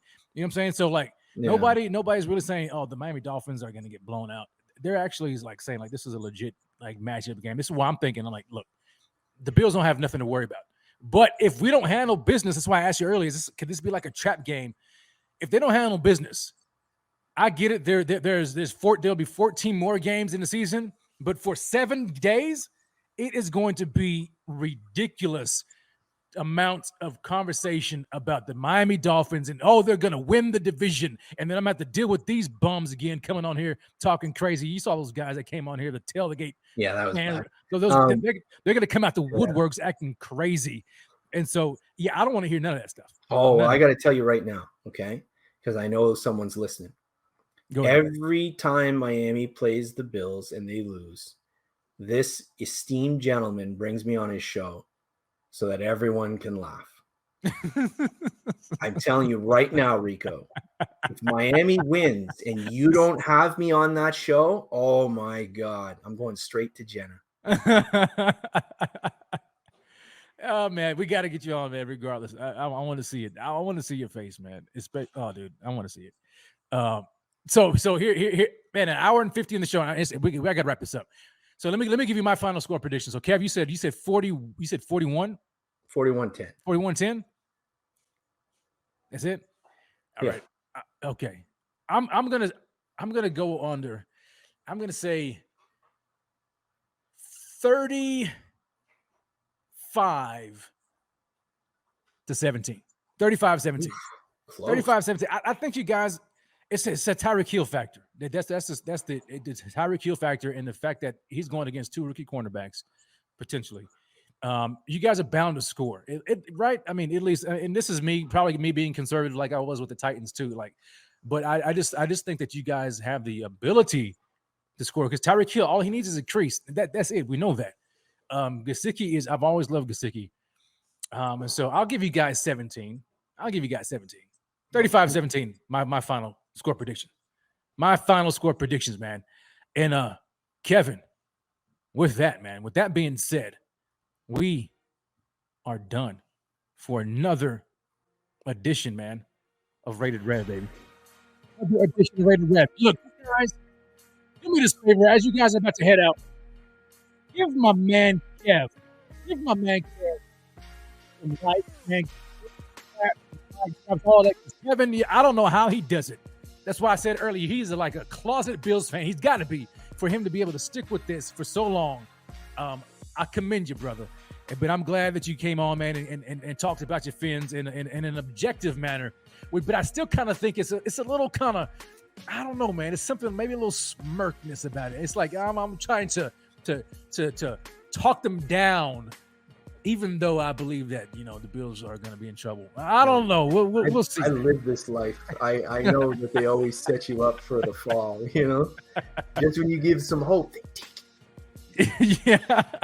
Yeah, man. But look, it's Tua is going to be running for his life. This is what I think. I think the D line is going to be after him like nobody's business. I'm gonna say something I wasn't gonna say. I'm not gonna say it. But they're going to be after him. He's going to be running. I don't think he's going to have time in the pocket to even really get the ball out quickly. Tip drill season. That's what I'm thinking is going to happen. But we will see. I could be wrong, but I'm telling you, Bills Mafia, you have no reason to feel threatened one bit. It's going to be a great game. Bills victorious. 35-17, 41-10. Doesn't matter. We're getting that dub. Kevin's going to sit there. He's going to join the show when they beat the brakes off him, and he's going to tell us his feelings. 63-7, Joel Brown. Good God. That would be. Confident we'll do better than that. Yeah. We're out of here, ladies and gentlemen. We're out of here. You guys stay tuned for more Buffalo Fanatics the rest of the week. On Thursday, I think we're going to be off, but stay tuned for Rico Report on Friday. Watch that. We got my man, probably the Kev and Ev show. You know how they do it on Saturday mornings with the Spaces. They're taking that over. And then we're going to have, of course, the pregame show with Rico and the fellas. And then we've got the post game. And we got the live game by my man. It's the Kingpin, and I'm out. So you guys are going to want to keep it locked right here because we've got nothing but the best Bills content across the globe. And until next time, baby, for Kevin Garrard, your man, Rev, we will see you again next time. Kevin, you going to say go Bills, baby? Can you say go Bills for us? Say go Bills. Say fins up. Fins up. We're out of here, guys. God bless, man. Go Bills.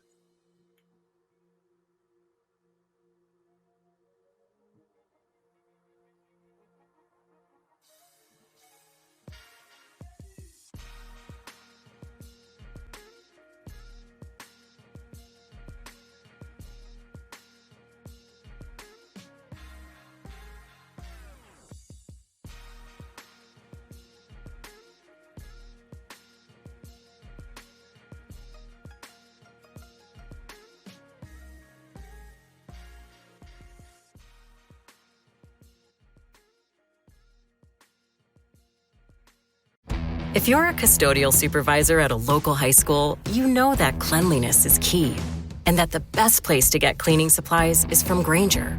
Grainger helps you stay fully stocked on the products you trust, from paper towels and disinfectants to floor scrubbers. Plus, you can rely on Grainger for easy reordering, so you never run out of what you need. Call 1-800-GRAINGER, click Grainger.com, or just stop by. Grainger, for the ones who get it done.